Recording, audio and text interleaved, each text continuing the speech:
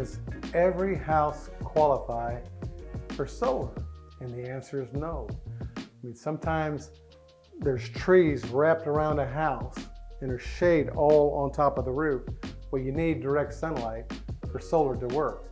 So unless the individual, the homeowner, is willing to cut the trees down, then it's not going to work. And sometimes there's not enough room in the backyard to put a ground mount in, because you don't have to put it on the roof, you can put it on the ground.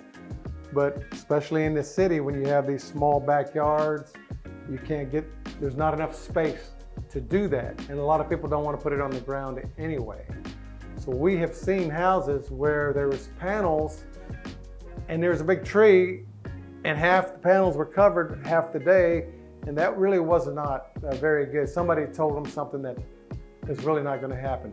The first thing that happens when somebody wants to go solar with any solar company, there is a site survey. They come out, they look at the shingles, they look at the roof structure, they look at the meter, the panel box, the electrical wires. So there's a lot of things that has to take place to go solar. So not every house qualifies to go solar, even if you would like to go solar.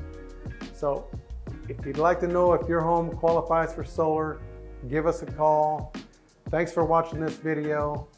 Subscribe to our channel if you haven't already. Thank you.